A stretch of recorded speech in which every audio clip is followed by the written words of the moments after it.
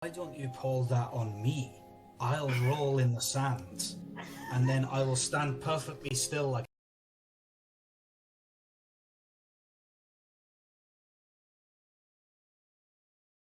he picks up one of his chains and puts one around his arm and puts the other around Oberon and goes, "You ain't going anywhere away from me then." The one.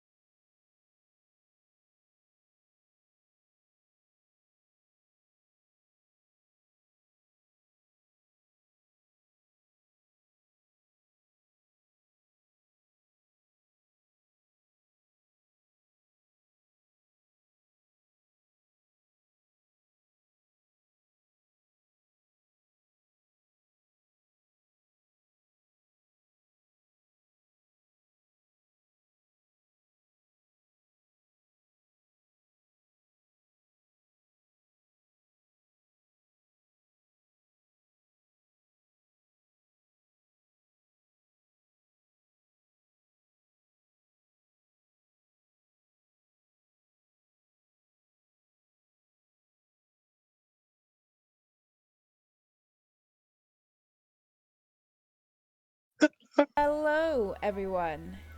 Hi, and welcome back to a second I don't know if you guys can hear that, but the ice cream van's outside, and I kind of really want one now. That's our intro music.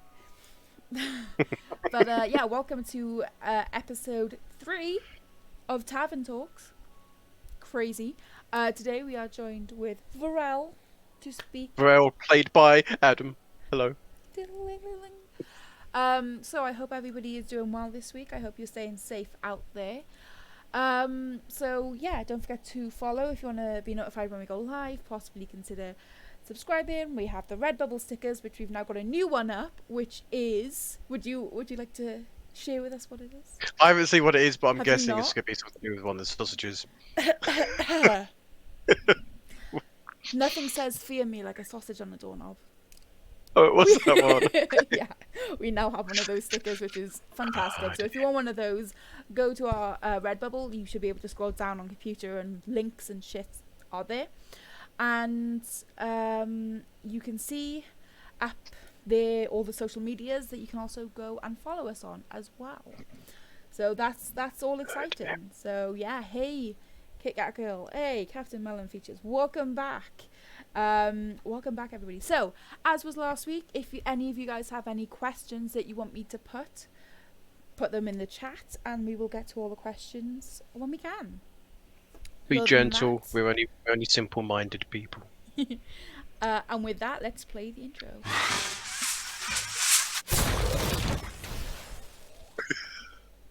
Oh, we don't see it though on here. Oh, I do. I got it right there. It's beautiful. It's beautiful. It's very, very simple, but it took me over an hour and a half to figure out how to do that. It's not good. It looks very good. No, it is good. It looks good. So, let's get on with tonight's questions. So, welcome. Right. Get the spotlight on. Welcome to the Tavern. So, it's a very nice tavern. Straight away, as we asked with every people who are on here, how did you get into D&D, and what edition was it, and what age did you start playing? Wow, 3 questions in one. Yeah. Okay, scary enough. It was first edition, AD&D. Ooh. The old red book, green book, blue book. They were my brothers, and he introduced us to it really when I was probably about 7, something like that. Played the first game with him, which I can still remember, how to fight a giant worm outside, and then into the castle where I jumped up and down on the bed and got cursed and fell asleep. So they had to carry me around for the rest of the game. So that was a good introduction to it. Nice. But yeah, first I really took it over was at high school, where my brother gave me his books, and then we kind of made our own dungeons and crawled through those with people in the library. We used to play it there. So I think never really played. I was always a DM. Forever DM. I know how that feels. Yep. So I mean, thinking back, I think you must be so far the person who's been playing the longest then, and probably through the most editions as well, I think. No, because I never touched 2, 3, 3.5, or 4. Oh, It was no literally way. one. It was literally one back then. We did it in school, and then that was it. Didn't touch it for years and years and years. Moved on to simpler games like Hero Quest and Space Crusade and computer games of it and things like that, Baldur's Gate and games like that really. And then yeah, didn't touch D&D again until a couple of years ago, where saw, like so many other people, Critical Role. And I was like, why would anyone watch somebody play D&D for 5 hours? It doesn't make sense. 4.5 hours later, I was still watching it. Yeah. For 251 episodes later, I'm still watching it. Oh, I know how that feels. Yeah, I'm currently on Camping 1 at the moment. We're watching all of those. 1 was still best. I don't know why. I just liked 1 a lot more. I don't know whether it's because I'm kind of speedrunning it. My thing is because I don't know if you guys can tell, but I'm not a huge combat lover. I think it can be good in certain contexts, but I much prefer social aspects of D&D rather than combat. I'll be rolling my character.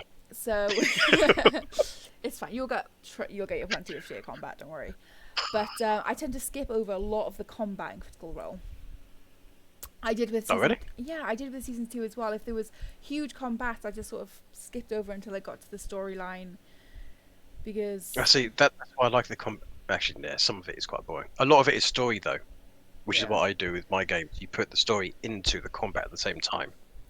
Like, I sort of watch up until the very start of combat, and then I would end just at the very end of combat. But I don't know. I Did they mean, die? No. Oh.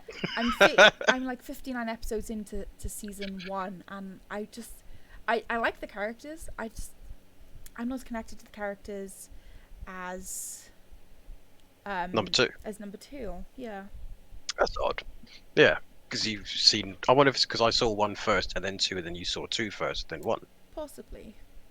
It's strange. 1 was a lot more raw because they didn't have the sponsorship and they didn't have the fancy stuff. They were still using paper drawn on tables and sorting their audio out, which I thought was interesting. How every episode you almost saw it change into something new.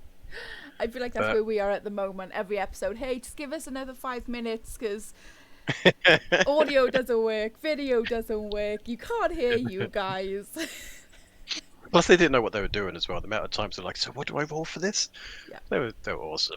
Don't worry, Captain Melon Features. We will not be spoiling any CR. Wouldn't want to take this amazing series away from anybody. They will explode. They don't really die, or do they? Oh. So, moving away from that, then, what was sort of your inspiration in making Vorel? Oh, actually, before we get into that, is it Vorel? Vorel?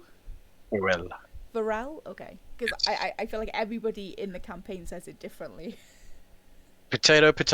Yeah, it's meant to be Vorel.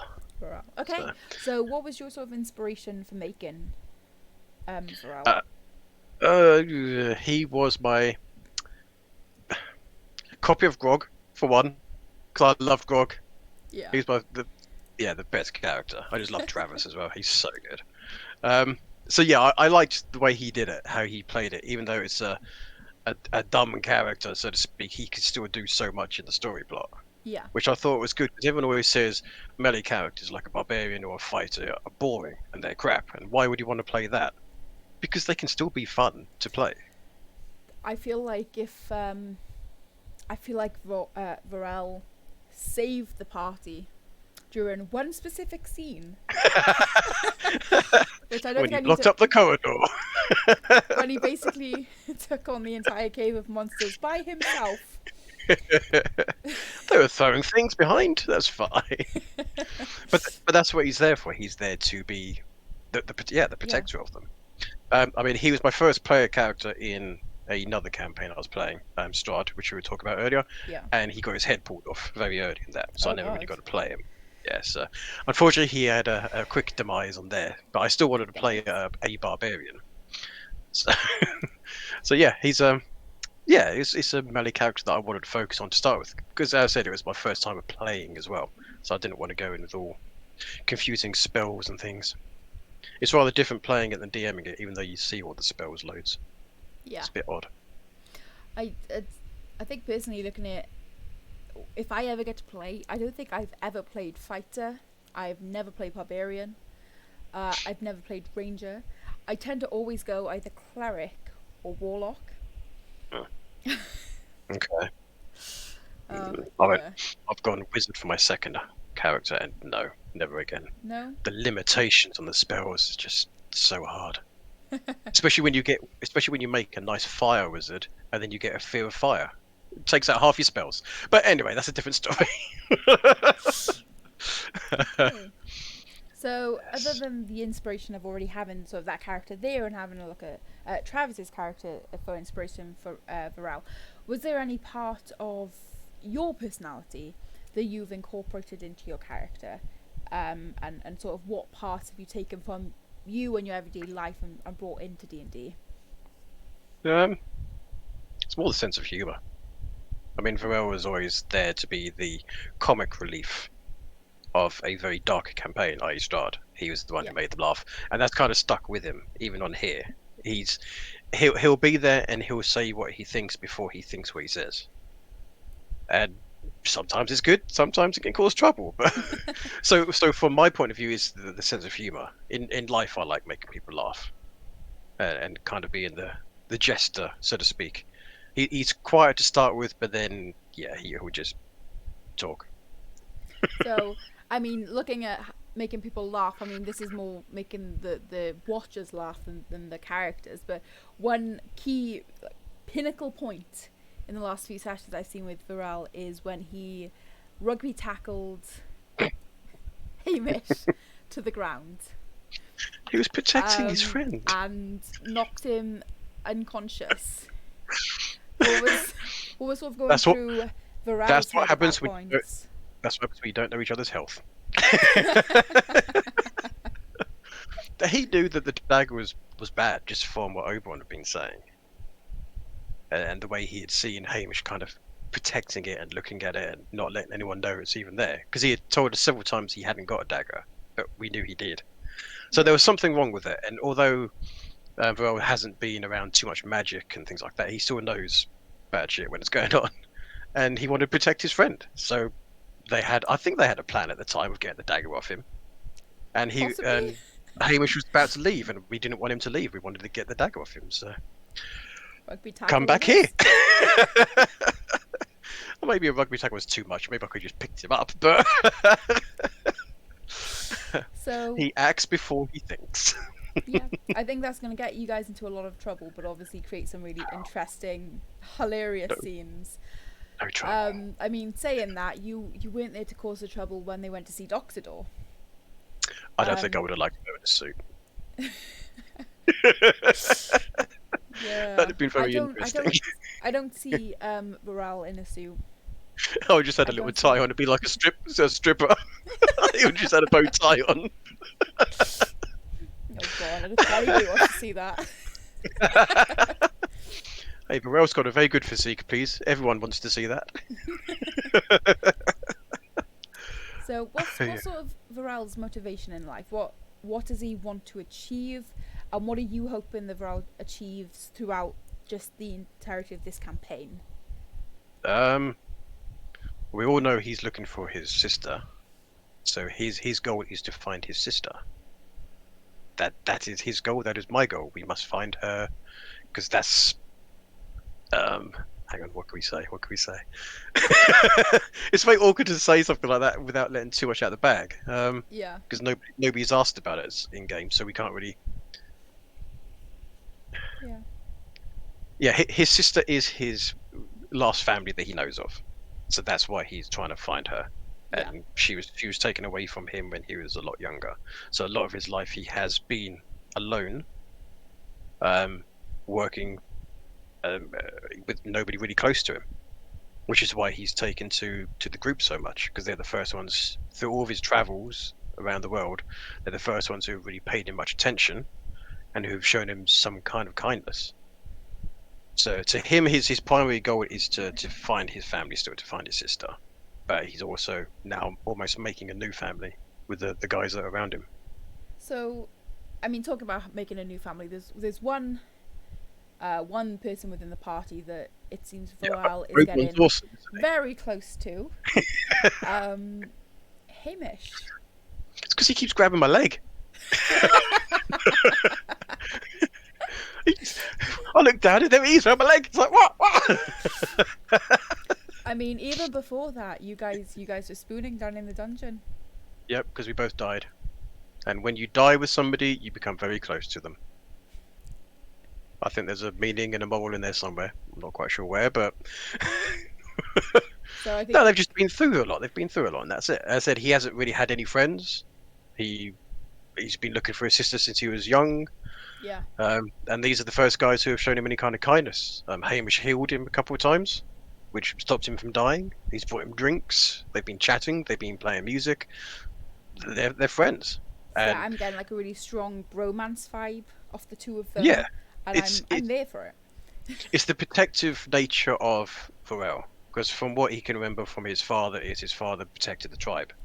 So Yeah. he's always seen that the big Goliath should be protecting of other people. And he is the biggest one in the party, so he is going to try and look after them. And if Hamish wants a cuddle, he can have a cuddle. The leg hugging was a little bit odd, but that's fine. We've got to find another dwarf character. I have one on each leg. Jesus Christ. I mean, you need to watch it, otherwise you're just gonna be like a boat if you go into the water. Image gonna just jump on you and start throwing. If he floats, he floats. Is a good way to get downriver. Yes. Ooh, we have a question from Captain Melon Features. Thank you for your question. So this one is for Vorel. And They ask, could Hamish and Vorel be a couple? Or is it just friendship? I don't know, because Vorel has had no kind of. He doesn't even know what romance is. To become a couple, he's never really seen it because he was only young when they left the camp.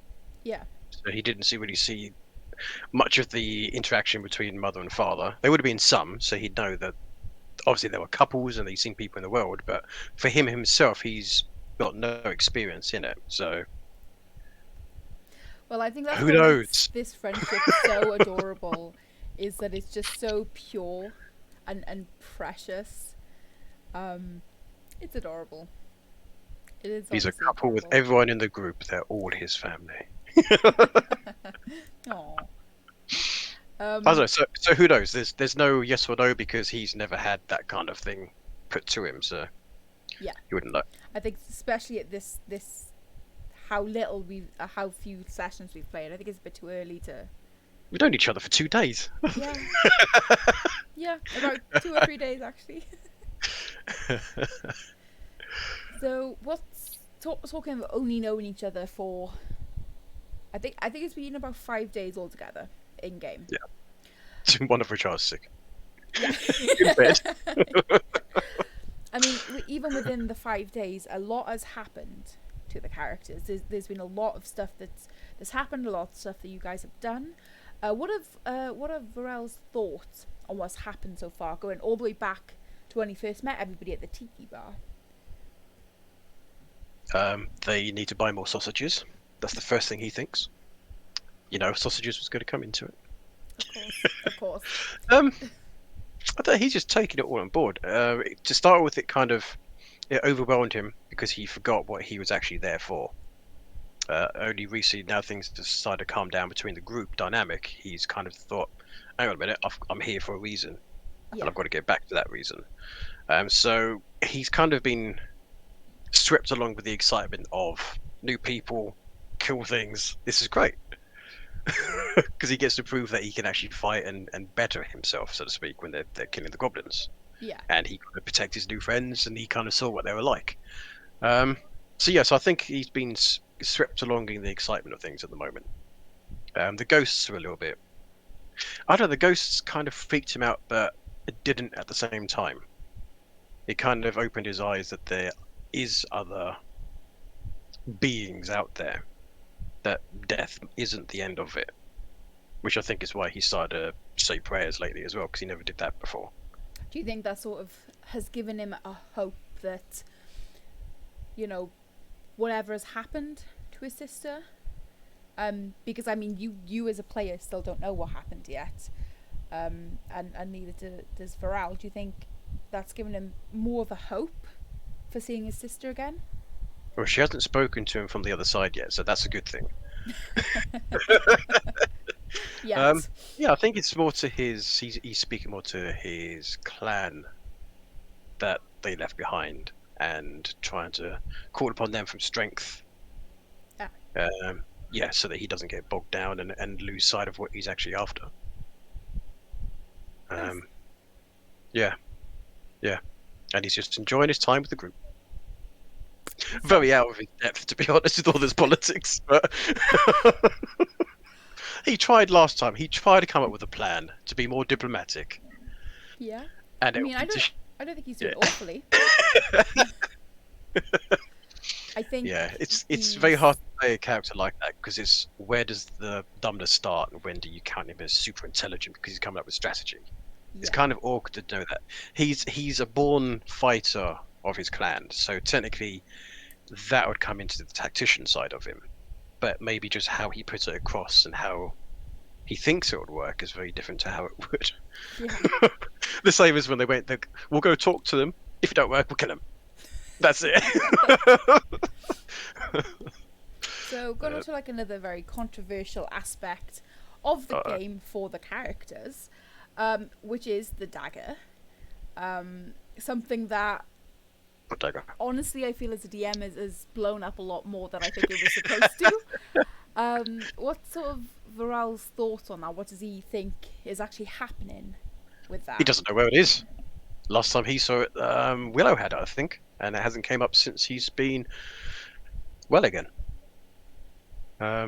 He knew there was something wrong with it because it was just kept coming up in conversations, and everyone denied having it. And Oberon, for some reason, really wants it, but that's fine because Oberon makes my magic axe, so Oberon can do whatever he wants. It's fine. I got his back. So why do you, as a player, think that? Because I mean, Vorel as a character sort of wanted it as well at some point, kind of. Just to get it off. Just to try and get off. Does he think that the other two have been possessed? That there's something going on there, or that they just want it because it looks shiny? He thinks Oberon just wants it to get it off Hamish, because the only person that he's seen it really affect so far is Hamish, because he lied about having it a couple of times. He threw it and he had to get it back, even though they were still fighting monsters. He had to get the dagger back before anything else. Yeah. So that's the only person he's seen it really affect so far. So he was trying to get it to Oberon because Oberon seemed to know about it more than anyone else, or seemed to have a a desire for it. Nobody else really has been like, oh, I'll have it, give it here. But he just knew that they had to get it off Hamish. But yeah, then he hasn't seen it since. Willow, he gave it to Willow, and that was it. I don't think we even know that Oberon's got it, do we? I'm unsure. I don't think it's come up. No, because they did it in their. I could be wrong. Yeah. So, do you think that if Vorel had gone with them to see Dr. Door in his office, do you think anything would have changed with the plan? Do you think it would have gone any better or any worse? What would have Vorel had done if he had gone to the office with the rest of the party? I don't know. I cannot say now. It would have gone one or two ways. He would have been very quiet because he would have been completely out of his depth with the political office of Highborn, especially with Willow turning into an elf. That confused him enough last time, so who knows back then. Or it would have just gone terribly bad because he would have tried to take part in the conversation. And I'm not quite sure Dr. Door would have liked that.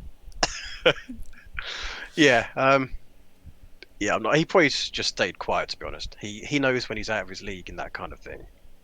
The same as with Docs when we knocked on the door this time. When they answered it, he stayed very quiet. He was still there and he was still kind of next to the door, but he didn't get involved in the conversation between Oberon and them.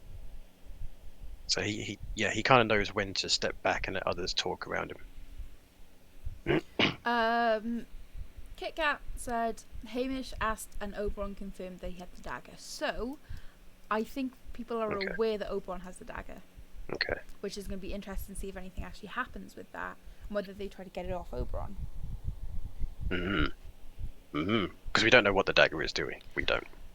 Currently, no. I mean, I gave Hamish the name of it, which was the Dagger of Dylos.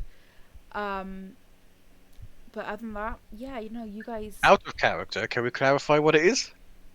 Or not? Or is that a ruined story? I ain't telling you guys. You can find out. I have a mind of what it is, but I don't know. Yeah, what do you think it is? I'm not saying, because you just said we weren't allowed to talk about it. I mean, we're allowed to talk about it. I'm just not going to tell you what it is, because. I would assume that is the pathway to Oberon's warlock powers. The Patreon.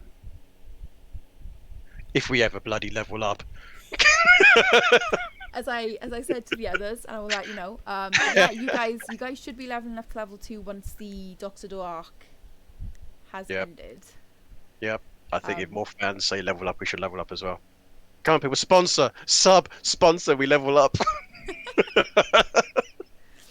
Well, we were talking the other day about getting to a certain number of subscribers. I think it was like, 100 or 75, something like that. We're going to try and do a giveaway Probably some stickers. And a Maybe level up. Sorry, what? packages. What? Did you say that then? Wow, that's so What? nice of you. Didn't say anything. What are we on about?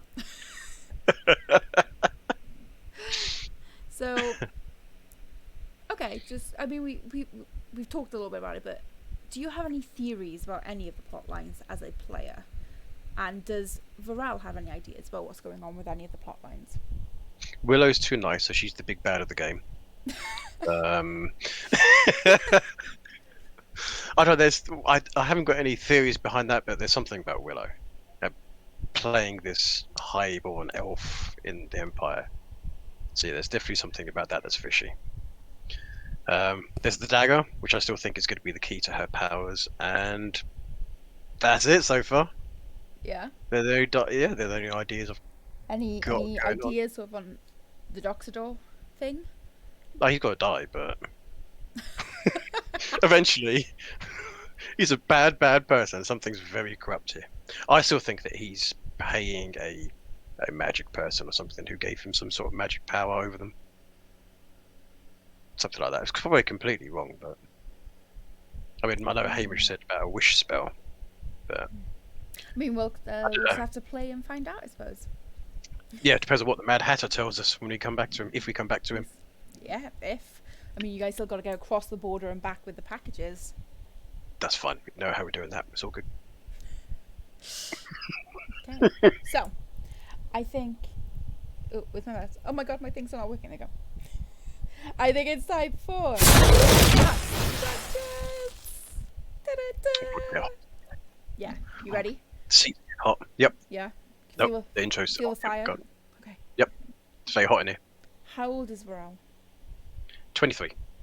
Is he 23? He's so young. 23. Yep. Aww. Okay. And he has been alone since he was, I think he was 13. Remember correctly, it was something like that. Yeah. I think.